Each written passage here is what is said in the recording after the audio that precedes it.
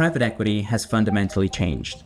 The old playbook of buying a business, loading it up with debt, slashing costs, and then flipping it no longer works. There are over 7,000 firms with over $1 trillion in dry powder. There's just too much competition. So the question then becomes, how do you win in an environment like this?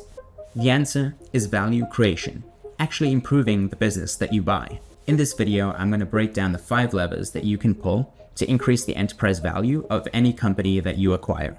And this is all backed by research from over 60 private equity investors, with over a dozen with 10x returns. I've also put together a cheat sheet that you can reference later, and I've linked it in the description below. The 5 levers briefly that the author talks about are revenue growth, margin expansion, strategic acquisitions, debt paydown, and multiple expansion. The main lever that the author spends his time on is revenue growth, because it's kind of a meta lever that actually helps with these other ones. So the faster and the more that you grow revenue, the higher the multiple that you get. The more that you grow revenue, the easier it is to pay down debt, and the faster that you can do it. And the more that you grow revenue, the more acquisitions that you can do, so on and so forth. So simply, revenue growth is growing top line revenue. Margin expansion is increasing the margin of your product, usually by reducing costs or increasing pricing. Strategic acquisitions, this is your typical buy and build or tuck-ins. Debt paydown, basically using your cash flow to pay down debt faster. And multiple expansion. The first lever is revenue growth. And a quick stat, according to INSEAD, is that it accounts for 62% of value creation. And it's the meatiest lever. So there are 6 drivers of revenue growth that we'll go through. Customer retention, customer expansion, market penetration, market expansion, and product expansion. So customer retention, basically keeping existing customers. While this usually doesn't lead to new revenue growth, it actually stops you from having a leaky bucket. So the more that you can increase customer retention, the more that you can stop the revenue that you acquire from leaking. And the reason this matters is it's a lot easier to keep an existing customer who's bought from you, and it's more cost effective to keep them than trying to go out and acquire a new customer. This also means that by increasing retention, you actually increase your profits because it's more effective and you don't have that additional sales and marketing spend. And this is the foundation for all other growth. If you don't have a leaky bucket, you can then compound your revenue growth into the future. And this is how valuable businesses are actually created. So customer expansion is selling more to the same customers in one of 2 ways, or 3 ways. Upselling a higher package. So you could sell service add-ons to the existing customers. You can cross-sell them on existing products. And one thing that service businesses can do too is downsell them on lower tier solutions. The reason this is interesting is that you can actually grow a business without actually getting new customers. That is, so long as your net revenue retention is over 100%. So with your existing base of customers, if you upsell them, cross-sell them, and their usage of your platform continues, you don't actually have to spend on sales and marketing to make your business more and more valuable. The other reason it matters is who are the people that are most likely to buy from you? It's actually the people that have bought from you the first time. So you're more likely to convert existing customers than new customers. Third is market penetration. So basically going after more of the same customers that you have in your current market. A lot of people, when they think of value creation strategies and think about growing a business, they always want to do something new. But Alex Hormozi has this saying, which is more, better, new. Basically, you want to prioritize doing more of the things that work. Then only once you've exhausted that, then you make those things better. And once you've exhausted that, only then do you do new things. And I think this is totally true.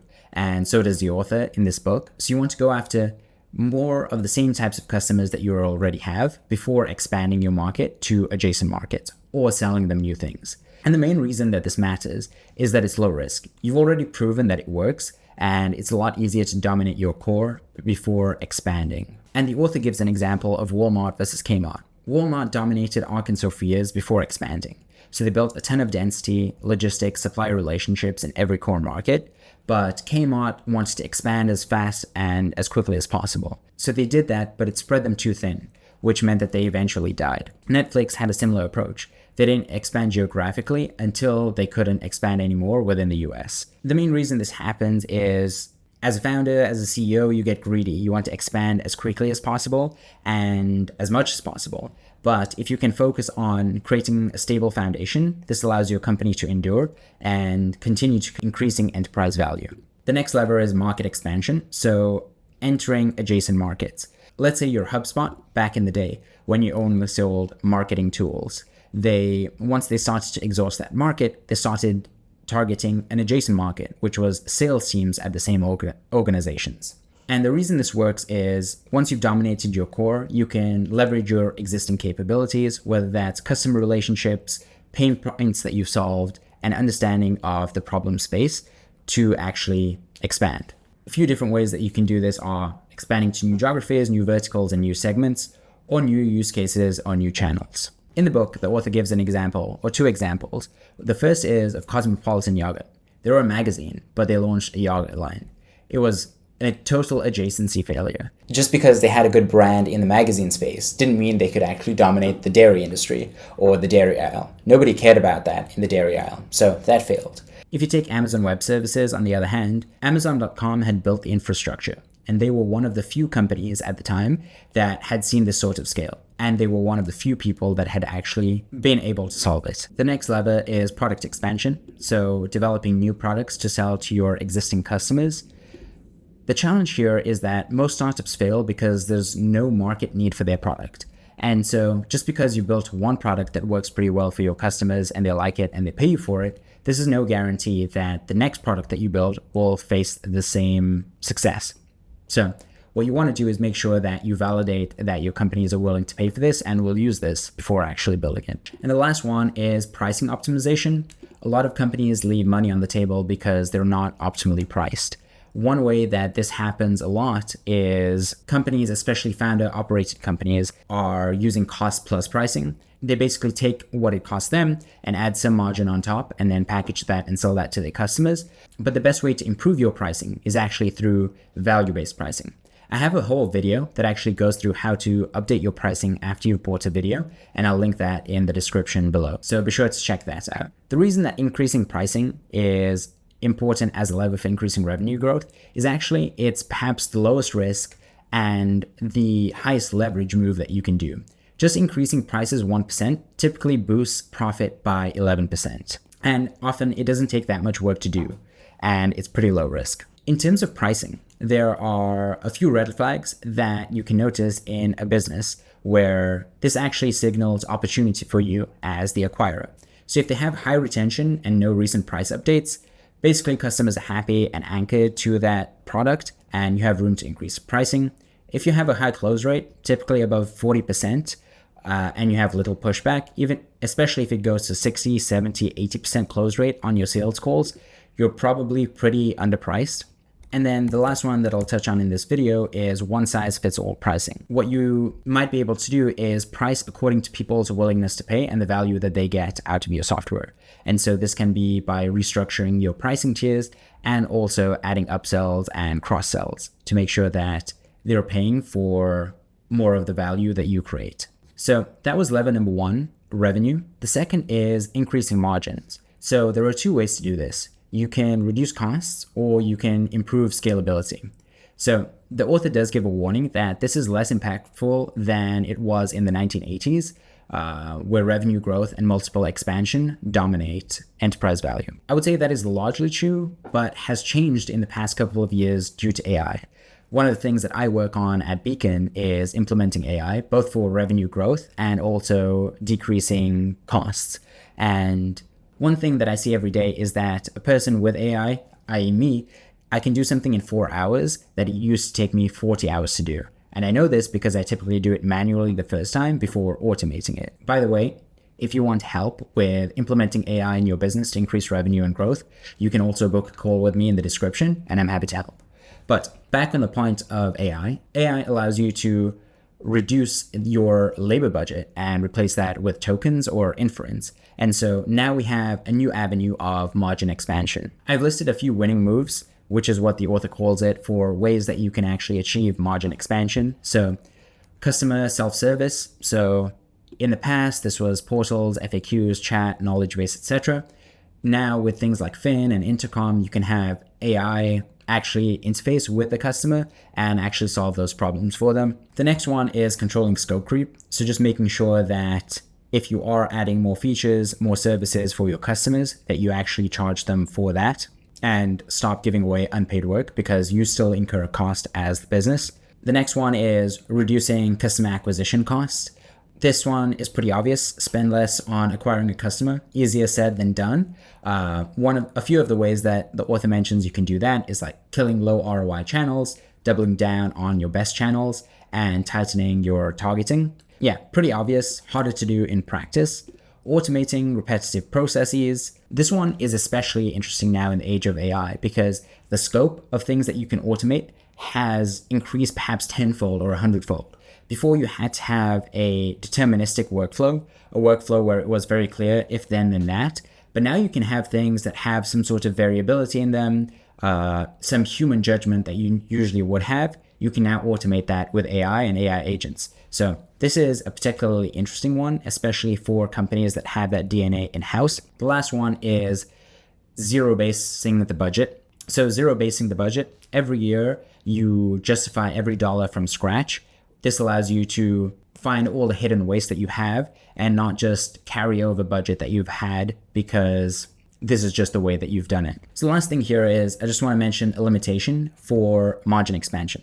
Cost cutting has a floor, but revenue growth doesn't, and it compounds. So you want to make sure that you cut costs, but you do so strategically and not in a way that actually affects your growth. Level number 3 is strategic M&A. And the author cites a stat that 72% of deals are now add-ons versus 28% being platforms. And the main reason is this just works. It allows you to grow faster than non-acquirers, especially so relative to organic growth based on the companies that these PE firms are buying. You have high IRR, and because you're able to grow faster and increase your revenue, you get multiple expansion too, as well as a valuation multiple. In practice, the value of strategic M&A comes down to these 4 things.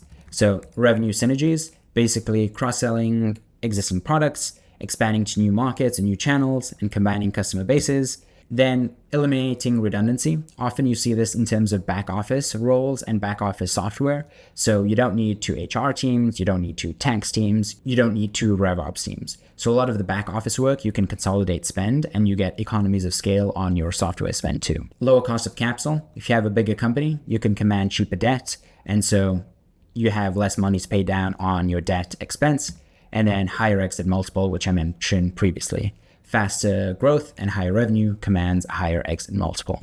Level number 4 is debt paydown. In the 1980s, 50% of value creation just went to that, but it's considerably less today. The other drivers that can help accelerate debt paydown are revenue growth, margin expansion, and acquisitions. Basically, more revenue, more cash, more profit allows you to spend more on decreasing your debt.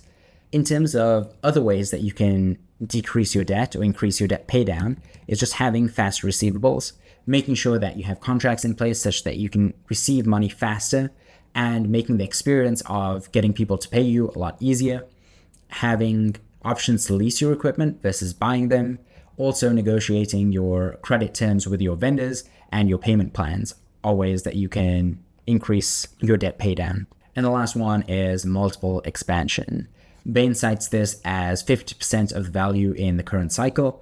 And I will say that, especially now in the past year, we've seen multiples come down, especially with the public markets. And so if you're in a hot market, this definitely helps, but I wouldn't count on that. A few things that drive high multiples: fast revenue growth, high margins, more recurring revenue, greater scale. So if you're bigger, you just get a higher multiple.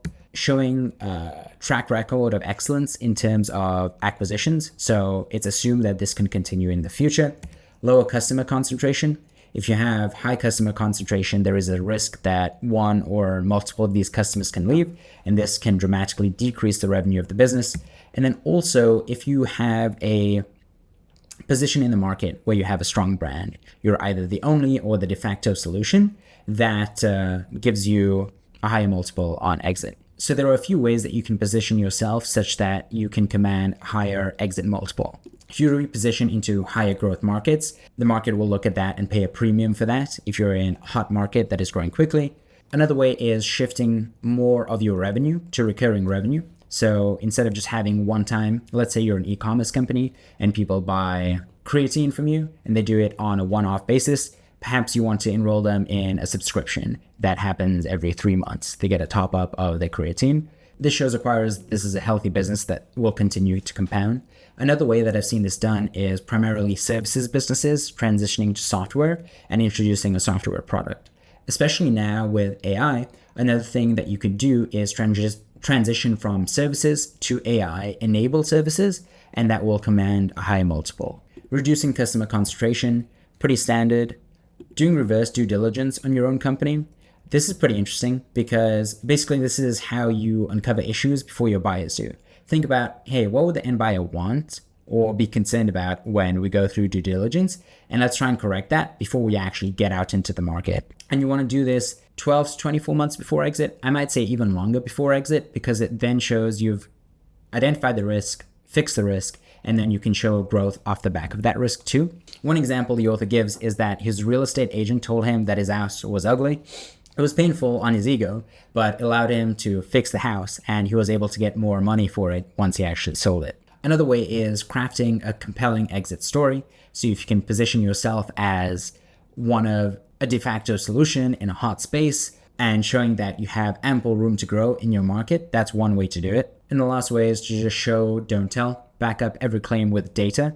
For example, if your story is that, hey, we have the dominant position in the market, but we've only crossed 2% of this market TAM, be very specific about the TAM that you're going after and show that you actually have a credible path to expanding beyond that 2% of your TAM within the next couple of years. Those are the 5 levers. Just to recap, we covered revenue growth, margin expansion, strategic acquisitions, paying down your debt faster, and multiple expansion.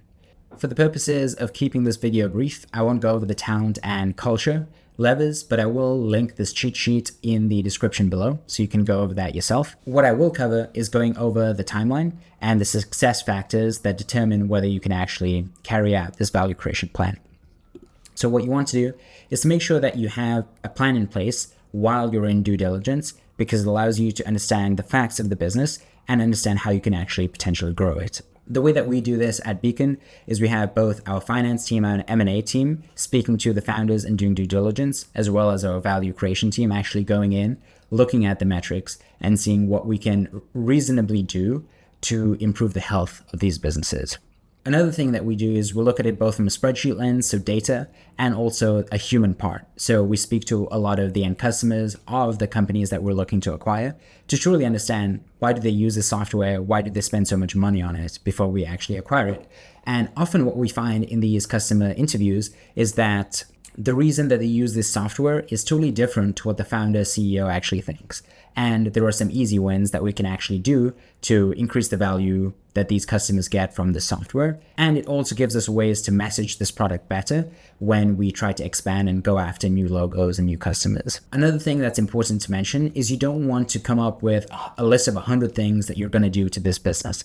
The likelihood is a small set of these things will actually determine most of the exit value. And so you want to focus on identifying what those things are and then making sure that you actually make these successful. When you try and do 100 things, you go a mile wide and an inch deep. But if you say, hey, I'm going to focus on these 4 to 6 things and I'm going to nail every single one of them, you'll actually make that happen. So that's something that I'm a big advocate for, that we try to do internally at Beacon too. Another thing that I've learned is that speed actually matters. And so one thing that the author talks about is go on offense in the first 100 days.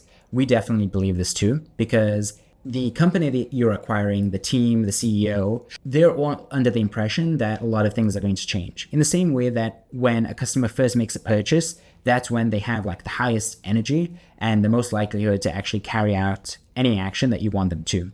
The same thing is true for the companies that you acquire. And so speed to actually implementing the things that you want to change in the first 100 days matters, because if you don't, then it'll be a lot harder and a lot slower to implement the changes that you want after that. In terms of a timeline, there are 4 phases.